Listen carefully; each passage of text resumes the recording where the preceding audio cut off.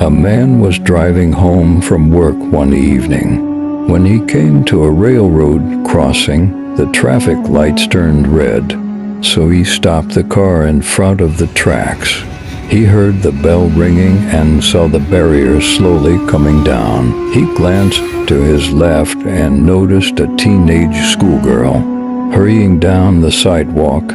When she saw the barrier coming down, she started running, trying to cross the tracks before the train came. Halfway across the railroad tracks, the girl suddenly stopped. Her foot was caught in a gap between the wooden slats and the metal rail.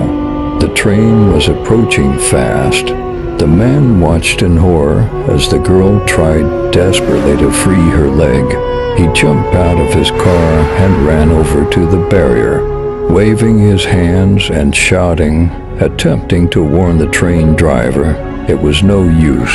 The girl couldn't free herself and screamed out, "I don't want to die." The man turned away and hid his eyes as the train thundered through the intersection. He cringed as he heard the girl's scream suddenly cut off by the deafening clack of the train on the tracks. As the train roared off into the distance, he gingerly opened his eyes and forced himself to look.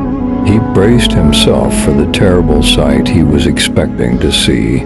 But the railroad tracks were completely empty. There was no sign of the girl's mangled body. There was no blood at all. He looked around, wondering what had happened to her. Where could she be? Had she managed to free herself in time?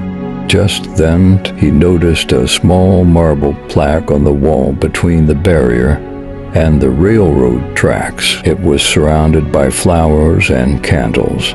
The inscription on the plaque read, "In loving memory of our darling daughter, who was taken from us much too soon, rest in peace."